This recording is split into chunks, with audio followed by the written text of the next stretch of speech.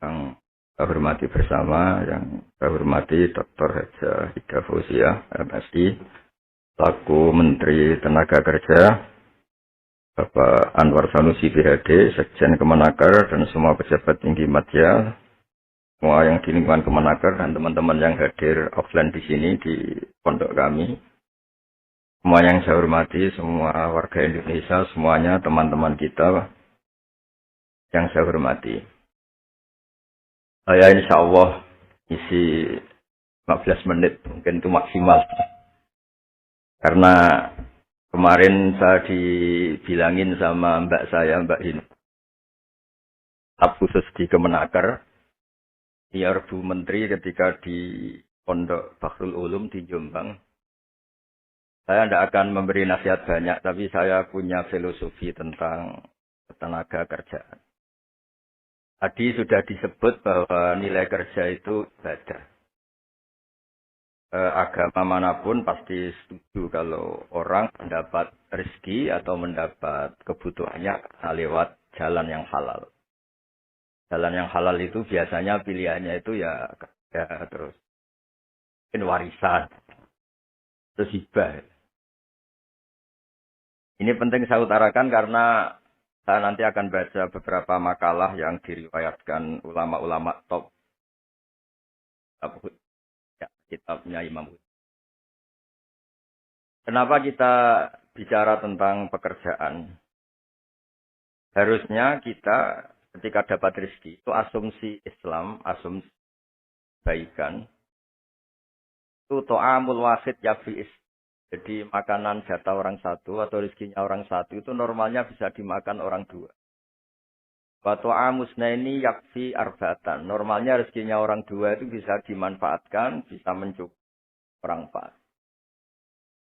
Jadi kekacauan dunia ini dimulai karena jatahnya orang satu menghabiskan jatahnya orang seribu. Jadi gara-gara kerakusan itu terus sistem sosial itu menjadi kacau. Harusnya itu to'amul wahid yakfi to'amusna yakfi arbatan. Jatah rezekinya orang satu, kita menghidupi orang dua ke atas, jatahnya rezekinya orang dua bisa menghidupi orang empat ke atas. Kemudian ini saya baca saja supaya tambah berkah beberapa teks tentang pekerjaan. Ini di kitab Ihya di halaman 85 kalau kitab saya tentang keutamaan kerja. Ini dijelaskan inna minadz-dzunubi dzamban la yukaffiruhu illal hammu fi talabil ma'isyah.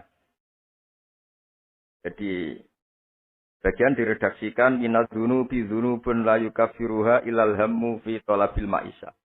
Jadi sebagian dosa itu ada dosa yang tidak bisa dihapuskan oleh istighfar, tidak bisa dihapuskan oleh sedekah, tidak bisa dihapuskan oleh misalnya wiridan. Yang bisa menghapuskan dosa itu hanya kalau kita serius atau kepikiran, hammu itu kepikiran mencari maisha, cari rezeki. Jadi sudut pandang itu penting. Jadi kita yang sedang istighosah atau kita yang sedang pengajian atau mungkin kita sedang jadi ustaz, lihat orang mencangkul, orang ke pabrik, orang di aktivitas pekerjaannya itu harus kita lihat bahwa mereka adalah orang-orang yang sejatinya sedang minta ampun sama Allah Subhanahu wa Ta'ala. Karena di sistem pekerjaan itu lahirlah satu variabel atau satu apa saja yang positif. Ada hukum sosial karena ketemu teman yang saling pengalaman. Ada ketergantungan manusia sama hal-hal yang halal. Ini yang paling penting. Ya, banyak orang itu diwat itu karena pekerjaannya. Misalnya orang bisa hidup itu sebetulnya karena makan nasi, minum air itu sesuatu yang halal. Jangan sampai orang bisa berpikir, bisa tenang kalau minum narkoba misalnya. Orang bisa kerja karena digerakkan punya anak kecil, punya ibu yang renta atau punya keluarga yang membutuhkan. Jangan sampai orang kerja karena digerakkan oleh keinginan bernafsu karena hal-hal yang maksiat. Sehingga status orang yang dagang misalnya atas siru soduk yufsaru yaumal qiyamati ma'as siddiqin wa syuhada. Orang yang dagang kemudian dia benar, ya, jujur, itu nanti makomnya, kelas dia itu bersama para orang-orang yang meninggal syahid. Nah, pahlawan-pahlawan.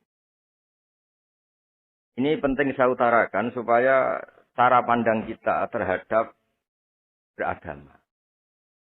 Jangan sampai misalnya kita beragama, terus kemudian melihat yang ibadah itu yang datang ke masjid. Ya kita jam kerja, kemudian ada pengajian, kita tidak pengajian itu dianggap salah karena nggak datang di masjid. Padahal kita datang ke pabrik atau ke pasar, nilainya sama, sama-sama ibadah. Ini penting supaya cara pandang kita terhadap orang lain itu positif. Saya berkali-kali bilang, kalau ada tetangga saya meninggal, saya muji orang ini kalau malam tidur. Kalau malam mungkin ya lihat sinetron. Kalau malam itu ya santai-santai di rumah sampai. Kalau kita pakai sudut pandang maksimal, yang dikatakan taat itu tahajud, dan maka orang ini tidak masuk kategori taat. Tapi kalau kita kembali ke definisi takwa, takwa itu meninggalkan hal-hal yang dilarang Allah Ta'ala. Orang ini akan kelihatan berprestasi karena saat di rumah dia berarti tidak melakukan hal-hal yang ringan, tidak mencuri, tidak mengganggu orang lain, tidak menjadikan kegaduhan di patan atau di jalan. Sehingga agama ini juga harus mengapresiasi tarkul ma'asi, bahwa orang yang tidak punya aktivitas di rumah banyak yang dilakukan sebetulnya. Kebaikan masif, kebaikan bersama. Karena orang ini tidak melakukan hal-hal yang merugikan orang lain. Ya saya berkali-kali bilang kalau saya jadi kiai, jadi orang baik. Kalau ada orang yang dermawan, ngasih sesuatu ke kita, ya kita senang karena kebaikan itu diapresiasi. Misalnya ada tadi cerita menakar dapat apresiasi, dapat penghargaan. Ya kita senang karena itu. Karena itu. Tapi andaikan tidak, itu juga senang. Senangnya karena mungkin orang lain ini sudah tidak butuh kita. Tidak butuh kita kok buat baik. Saya berkali-kali bilang, kalau Anda jadi kiai tidak usah tersinggung kalau tetangga tidak minta konsultasi. Artinya mereka sudah mandiri, sudah memutuskan masalahnya sendiri. Tapi kalau konsultasi, anggap mereka punya akhlak, tanya dia. Kalau tidak, ya anggap saja mereka sudah mandiri. Makanya sudut pandang ya dalam Islam, sudut pandang itu penting sekali. Jadi setelah kita baca beberapa hadis, suatu saat Rasulullah itu ngaji di masjid, teras masjid.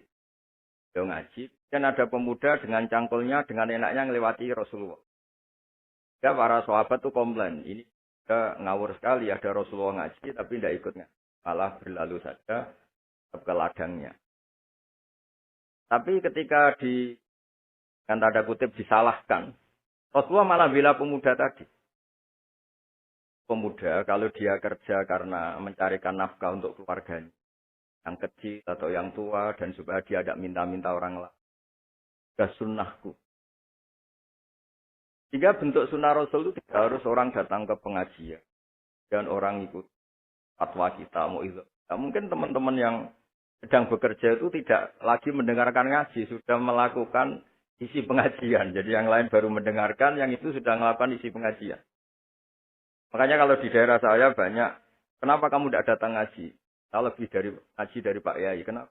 Pak Kiai kan yang menyarankan supaya kita baik sama orang tua. Saat Pak Kiai pengajian, saya ngurmat orang tua saya di rumah sakit. Tapi kadang-kadang kita pakai ukuran kita sendiri. Yang nggak datang pengajian itu orang jelek karena nggak mau datang. Padahal jangan-jangan yang sedang di rumah. Itu yang sedang melakukan isi pengajian itu. Ya dia tidak datang karena merawat orang tuanya. Karena sedang asik dengan istri. Harus disebut bagian dari kebaikan.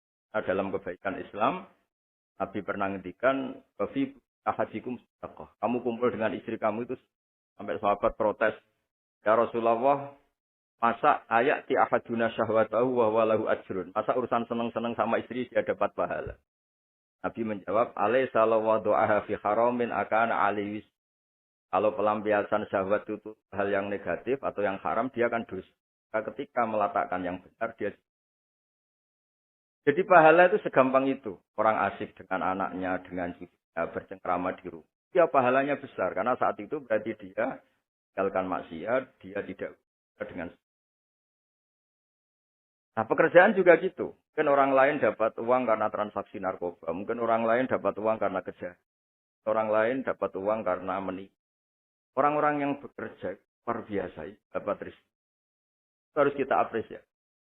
Ya makam orang-orang ini, makomnya itu nanti kalau meninggal ma'asiddi wasyuhada. Orang-orang punya gelar asid. Gelar yang luar biasa dalam khazanah kewalian. Orang-orang yang bekerja itu nanti makomnya seperti itu. Itu adalah inspirasi kita yang luar biasa. Sehingga nanti kita tidak melihat orang lain itu, wah, wong kok kedudukan tok, orang orientasinya dunia tok, bekerja terus, ingin kaya raya, ya kan. Kita tidak boleh berpikir. Karena apapun banyaknya harta di tangan orang-orang halal, tangan orang-orang baik, pasti efeknya bisa melahirkan pekerjaan, bisa melahirkan kemanfaatan. Dan Nabi kalau musim dagang itu, dari 10 rizki itu 9 berkahnya ada di pedagang. Karena kalau pedagang itu sekikir-kikirnya pedagang, dia harus mengeluarkan uang, bayar supir, bayar satpam, bayar yang ngirim jasanya, dan sebagainya. Ya uang tetap berputar. Tapi sebaik-baiknya Anda kalau tidak dagang, itu mungkin uang ditabung, uang mandek. Ya, potensinya itu ikhtikar. Ikhtikar itu menyimpan. Kalau ngelebih kota tertentu, larang oleh. Karena saya nekun keilmuan agama, maka saya hanya cerita bahwa betapa Allah itu ngapresiasi pekerja. Nabi Dawud itu seorang raja, kaya raya. Tapi beliau tidak mau makan illa mingkas biyadi, kecuali hasil hanya sendiri. Masyhur itu di riwayat, beliau seorang raja, tapi hanya makan kalau tembikar atau anyaman bambunya atau apalah. Pokoknya dari anyaman bambu itu terjual. Kalau hari itu nggak terjual ya nggak bisa makan. Padahal beliau seorang raja, saking ingatnya. Supaya rezeki yang dia makan, yang beliau makan, mingkas biyadi. Dari hasil karyanya sendiri. Banyak kiai-kiai guru kita yang secara lahir kaya. Tapi yang untuk dirinya itu sekadar. Bahkan saking ekstrimnya di kiai itu ada seorang kiai yang pisang tanam secara halal dan di tanah yang pasti halal. Setiap makan yang rofahiyah itu ya agak hura-hura itu. Kafaroi dengan makan pisang itu. Satu pisang dibagi-bagi dan dianggap kafaroh. Nah kenapa cara-cara publik itu banyak rofahiyah? Rofahiyah itu begitu. Mungkin kalau kita kiai kecil, atau tokoh kecil, atau siapa saja yang nasibnya kecil, mungkin kita muassis, kita pendiri. Misalnya ada kiai kecil, kampung tertentu, dia pendiri. Tapi mungkin setelah kita jadi kiai besar itu, jauh diundang masjid itu. Dan kemudian posisi kita mendapat. Ini yang menjadikan kita harus tawadhu, seperti tadi syairnya Mbah Mus tadi. Tapi ketika kiai kecil, pendiri masjid, tanah kita dipakai masjid, setelah kita kiai besar kok dapat uang dari masjid. Ini karena kita kuliah tidak pati pinter itu, kelasnya jadi tokoh di pedalaman. Akhirnya kita mungkin, apa di situ yang manfaat? Pikiran, air, apa yang manfaat? Kalau kita kepinteran malah jadi orang yang terus hanya dengan negara itu mendapat, bukan memberi. Nah hal-hal seperti ini harus jadi motivasi semua pekerja. Menteri juga mentalnya harus memberi.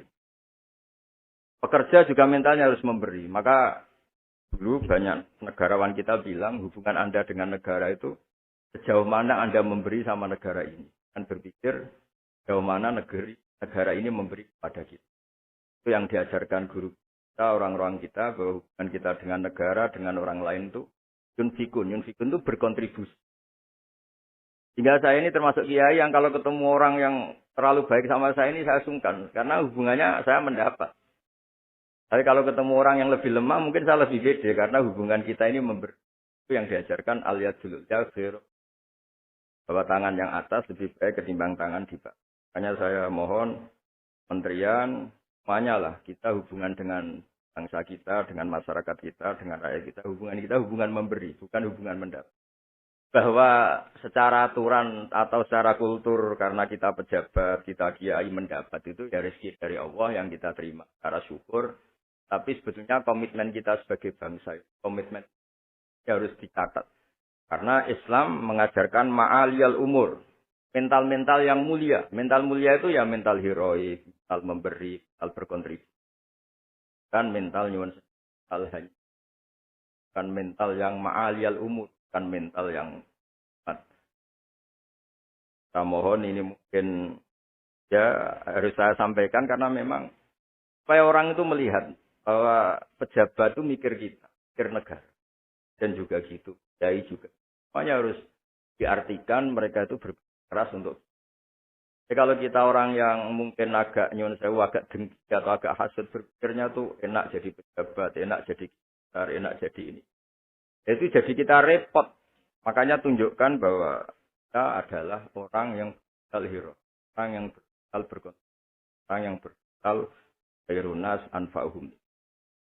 Yang terakhir, karena tadi banyak yang baca puisi, banyak saja dan saya senang sekali, tapi saya mau cerita tentang keunikan dunia-dunia wali. Itu ada seorang wali jadi pegawai penjaga kebun. Padahal seorang wali, dia penjaga kebun anggur.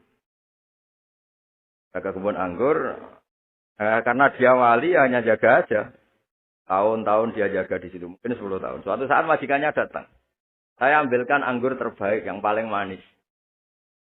Karena dia agak pengalaman ngambil yang merah merona. Yang tidak kehitam-hitam diambil. Ternyata kecut sekali. Masam sekali. Majikannya marah-marah. Kamu kerja di sini 10 tahun tidak pengalaman. Harusnya kamu bisa membedakan mana yang manis, mana yang masih masam. Ya, saya ini kan kiai, jadi tidak pernah ngambil sesuatu yang tidak hak saya. Nah, kira-kira kalau Anda punya karyawan seperti itu tuh bingung apa enggak? Kalau dibilang khianat, tidak pernah khianat. Tapi akhirnya nggak bisa disuruh karena nggak pengalaman. Barat Anda punya pembantu, ayo anterin saya tidak bisa nyupir. Mobil nganggur banyak kok tidak bisa nyupir. Saya tidak pernah gasap. Jadi itu memang apa ya. Jadi akhirnya terus majikan tadi, dah kamu jadi guru, saya jadi ustaz, kamu nggak pantas jadi kerja gitu. Terus akhirnya, dan ternyata tadi termasuk wali besar yang hajana kuali. Kerja 10 tahun di sama sekali nggak pernah makan. Suatu saat majikannya datang minta diambilkan anggur terbaik. Jadi dia ngambil sekenanya yang dikira baik. Terus ternyata itu kecut sekali, masam sekali. Gak dimarahin karena dia nggak pernah sama sekali batu ngambil. Dia merasa kualitas ya dijaga, amanah dijaga, tapi komitmen terhadap kebaikan bersama karena kalau kita bangkrut yang sakit ya pangan saja, bukan kemenaker saja. Kalau negara ini kolab, yang bingung nggak presisi saja, kita semua merasa salah sebagai bangsa yang bersama ingin khairunas anfa. Katakan rahmatan. Semuanya enak, semuanya nyaman, karena kita semua kenal Bismillahirrahmanirrahim. Ketika menyebut Allah pasti yang maha pengasih dan maha penyayang. Saya kira demikian, mari berdoa bersama, semoga bukti bahwa kita bergantung sama yang menguasai langit bumi, menguasai kehidupan kita, menguasai semua yang terlewatkan maupun yang akan datang. Al-Fatihah. Bismillahirrahmanirrahim.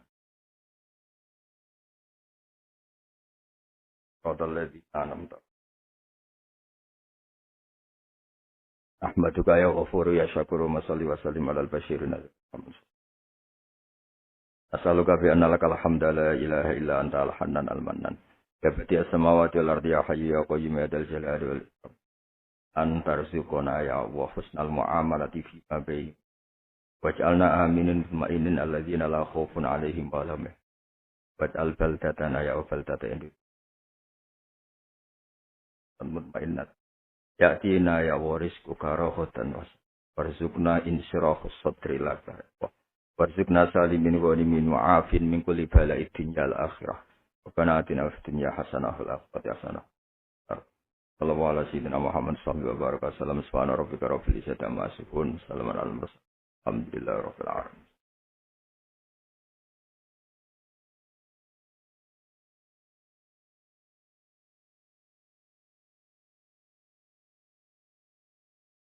Ya kurang lebih mohon maaf. Assalamualaikum warahmatullahi wabarakatuh.